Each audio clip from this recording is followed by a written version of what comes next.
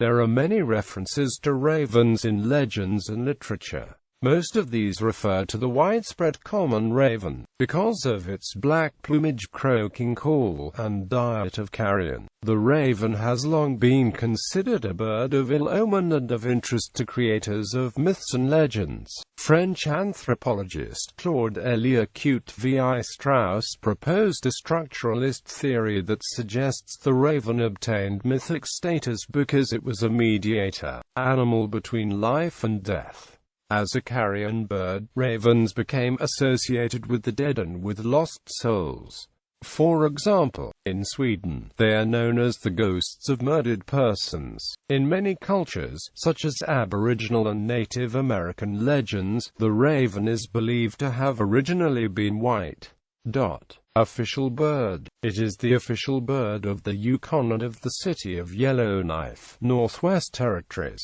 Symbolism and mythology by culture. The raven has appeared in the mythology of many ancient people. Some of the more common stories are from those of Greek, Celtic, Norse, Pacific Northwest, and Roman mythology. Greco-Roman antiquity. In Greek mythology, ravens are associated with Apollo, the god of prophecy. They are said to be a symbol of good luck, and were the god's messengers in the mortal world. According to the mythological narration, Apollo sent a white raven, or crow in some versions, to spy on his lover, Coronis. When the raven brought back the news that Coronis has been unfaithful to him, Apollo scorched the raven in his fury, turning the animal's feathers black. That's why all ravens are black today. According to Livy, the Roman general Marcus Valerius Corvus had a raven settle on his helmet during a combat with a gigantic Gaul, which distracted the enemy's attention by flying in his face. Hebrew Bible and Judaism. Ravens are mentioned on numerous occasions throughout the Hebrew Bible. In the book of Judges, one of kings of the Midianites defeated by Gideon is called Oriph, which means raven. In the Talmud, the raven is described as having been only one of 3 beings on Noah's Ark that copulated during the flood and so was punished. The rabbis believed that the male raven was forced to ejaculate his seed into the female raven's mouth as a means of reproduction. Interestingly, according to the Icelandic land name Abok, a story similar to Noah and the Ark, Rafna Floki Vilgatharson used ravens to guide his ship from the Faroe Islands to Iceland. In the Book of Kings chapter 17 verses 4-6, God commands the ravens to feed the prophet Elijah. The Book of Job ponders who feeds the ravens in Job chapter 38 verse 41. King Solomon is described as having hair as black as a raven in the Song of Songs 5:11. In the New Testament as well, ravens are used by Jesus as an illustration of God's provision in Luke chapter 12 verse 24. Late Antiquity and Christian Middle Ages. According to the legend of the 4th century Iberian Christian martyr St. Vincent of Saragossa, after St. Vincent was executed, ravens protected his body from being devoured by wild animals, until his followers could recover the body. His body was taken to what is now known as Cape St. Vincent in southern Portugal. A shrine was erected over his grave, which continued to be guarded by flocks of ravens. The Arab geographer Al-Idrisi noted this constant guard by ravens, for which the place was named by him, Khanisa al-Ghurab. King Afonso Henriques had the body of the saint exhumed in 1173 and brought it by ship to Lisbon, still accompanied by the ravens. This transfer of the relics is depicted on the coat of arms of Lisbon. A raven is also said to have protected Saint Benedict of Nursia by taking away a loaf of bread poisoned by jealous monks after he blessed it. In the legends about the German Emperor Frederick Barbarossa, depicting him as sleeping along with his knights in a cave in the Kaufhaus, a mountain in Thuringia of the Untersberg in Bavaria, it is told that when the ravens cease to fly around the mountain he will awake and restore Germany to its ancient greatness. According to the story, the emperor's eyes are half closed in sleep. but now and then he raises his hand and sends a boy out to see if the ravens have stopped flying. Germanic cultures and Viking Age. To the Germanic peoples, Odin was often associated with ravens. Examples include depictions of figures often identified as Odin appear flanked with two birds on a 6th century bracteate and on a 7th century helmet plate from Vendel, Sweden. In later Norse mythology, Odin is depicted as having two ravens, Hugin and Munin, serving as his eyes and ears, Hugin being referred to as thought and Munin as memory. Each day the ravens fly out from Lithshav and bring Odin news from Midgard. The Old English word for a raven was hrafn. In Old Norse it was hrafn. The word was frequently used in combinations as a kenning for bloodshed and battle. The raven was a common device used by the Vikings. Ragnar Lodbrok had a raven banner called Riafan, embroidered with the device of a raven. It was said that if this banner fluttered, Lodbrok would carry the day, but if it hung lifeless, the battle would be lost. King Harald Hardrada also had a raven banner called Landiden. The bird also appears in the folklore of the Isle of Man, a former Viking colony, and it is used as a symbol on their coat of arms. Insular Celtic traditions. In Irish mythology, ravens are associated with warfare and a battleground in the figures of Beadebe and Morrigan. The goddess and Morrigan alighted on the hero Cuchulain's shoulder in the form of a raven after his death. The name of the god, Lugh, is also derived from a Celtic word for raven. He is the god of the sun, and the creator of the arts and sciences. Ravens were also associated with the Welsh god Brand Blessed, whose name translates to raven. Quote, according to the Mabinogion, Brand's head was buried in the White Hill of London as a talisman against invasion. He is depicted as giant and the king of the Britons in tale known as the Second Branch of the Mabinogi. Several other characters in Welsh mythology share his name, and ravens figure prominently in the 12th or 13th century text The Dream of Rhonabwy, as the army of King Arthur's knight Orwain.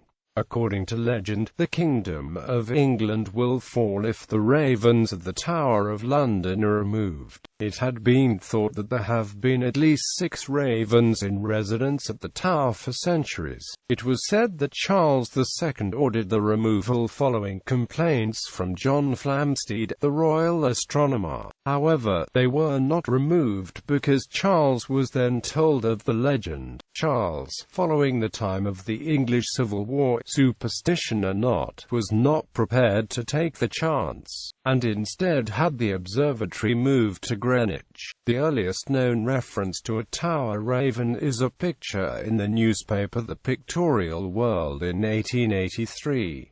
This and scattered subsequent references, both literary and visual, which appear in the late 19th to early 20th century, place them near the monument commemorating those beheaded at the Tower, popularly known as the scaffold. Quote, this strongly suggests that the ravens, which are notorious for gathering at gallows, were originally used to dramatize tales of imprisonment and execution at the Tower told to tourists by the yeoman warders. There is evidence that the original ravens were donated to the Tower by the Earls of Dunraven, perhaps because of their association with the Celtic raven god Bran. However, wild ravens, which were once abundant in London and often seen around meat markets feasting for scraps, could have roosted at the Tower in earlier times. During the Second World War, most of the Tower's ravens perished through shock during bombing raids, leaving only a mated pair named Mabel and Grip. Shortly before the Tower reopened to the public, Mabel flew away, leaving Grip despondent. A couple of weeks later, Grip also flew away, probably in search of his mate. The incident was reported in several newspapers, and some of the stories contained the first references in print to the legend that the British Empire would fall if the ravens left the Tower. Since the empire was dismantled shortly afterward, those who are superstitious superstitious might interpret events as a confirmation of the legend. Before the tower reopened to the public on 1 January 1946, care was taken to ensure that a new set of ravens was in place. Middle East Islamic culture. In the Quran's version of the story of Cain and Abel, a raven is mentioned as the creature who taught Cain how to bury his murdered brother. In Al-Ma'idah 5:31. Surah 5:27-31. Hindus, South Asia. In the story of Bhusundar, a chapter of the Yoga Vasistha, a very old sage in the form of a crow, Bhusundar, recalls the succession of epochs in the Earth's history, as described in Hindu cosmology. He survived several destructions, living on a wish-fulfilling tree on Mount Meru. Crows are also considered ancestors in Hinduism, and during Radha the practice of offering food pinda to crows is still in vogue. The Hindu deity Shani is often represented as being mounted on a giant black raven, a crow. A crow is Shani's Vahana. As protector of property, Shani is able to repress the thieving tendencies of these birds. A crow is considered by Orthodox religious Hindus to be a messenger from the world of pittas and is ceremonially offered cooked rice in the annual Shraddha rite. After the Brahmins are fed, every Brahmin household offers cooked rice daily to the crows, after it is first offered to God before any member takes the food. This is done by the lady of the house, whereas on the Shraddha day, it is the male performer of the rite who offers the rice balls, and calls the crows. The crowing by the crow is also considered an omen, a message either that a letter will come from relatives not heard from for a long time, or that some unexpected guests, visitors will arrive. Experienced oldsters can distinguish the exact type of message by the way the crow hops or walks on the roof, wall, etc., or from the exact tone and style of the crowing. Crow flying low across one's path as one starts on an important errand. A trip is also considered an omen, interpreted as favorable or not, depending on the direction it crosses, e.g., left to right or vice versa. The crow is cited in Old Tamil literature as an example for getting up early before sunrise, for mating beyond human sight, and for inviting friends and relatives to share food. The raven is the national bird of Bhutan, and it adorns the royal hat,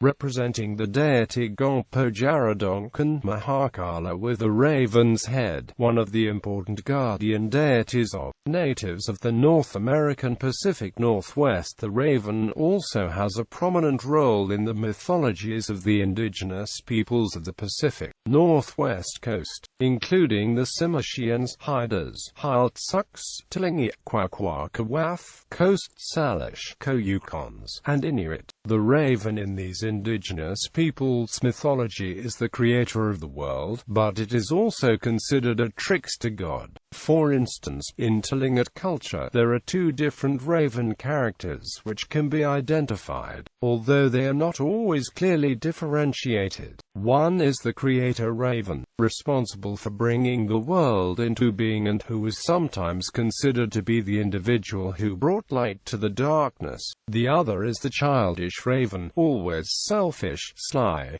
conniving, and hungry. When the Great Spirit created all things, he kept them separate and stored in cedar boxes. The Great Spirit gifted these boxes to the animals who existed before humans. When the animals opened the boxes, all the things that comprise the world came into being. The boxes held such things as mountains, fire, water, wind, and seeds for all the plants. One such box, which was given to Seagull, contained all the light of the world. Seagull coveted his box and refused to open it, clutching it under his wing. All the people asked Raven to persuade Seagull to open it and release the light. Despite begging, demanding, flattering, and trying to trick him into opening the box, Seagull still refused. Finally, Raven became angry and frustrated, and stuck a thorn in Seagull's foot. Raven pushed the thorn in deeper until the pain caused Seagull to drop the box.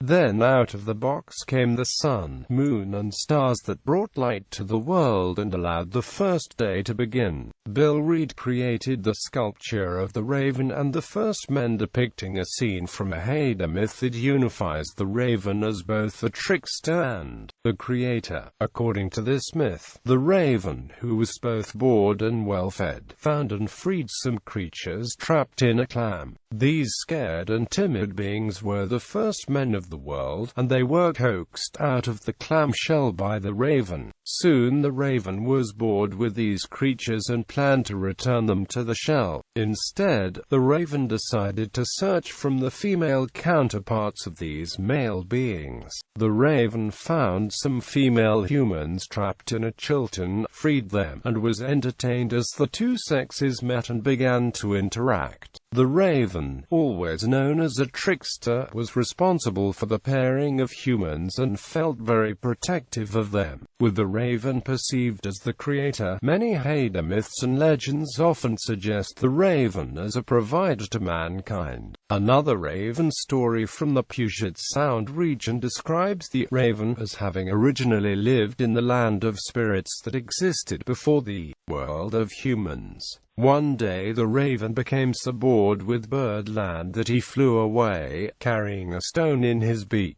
When the raven became tired of carrying the stone and dropped it, the stone fell into the ocean and expanded until it formed the firmament on which humans now live. One ancient story told on Haida Gwaii tells about how raven helped to bring the sun, moon, stars, fresh water, and fire to the world. Other notable stories tell of the raven stealing and releasing the sun, and of the raven tempting the first humans out of a clamshell. Another story of the Kwakiutl of British Columbia, who exposed boys' placentas to ravens to encourage future prophetic visions, thereby associating the raven with prophecy, similar to the traditions of Scandinavia. In one legend, Raven transformed himself into a pine needle, which is swallowed by the unmarried daughter of the owner of the Box of Daylight, who then becomes pregnant and gives birth to Raven in disguise. Siberia, Northern Asia. The raven goddess spirit Kucha is important in the shamanic tradition of the Koryaks and other indigenous Chukotko-Kamchatkan peoples of the Russian Far East.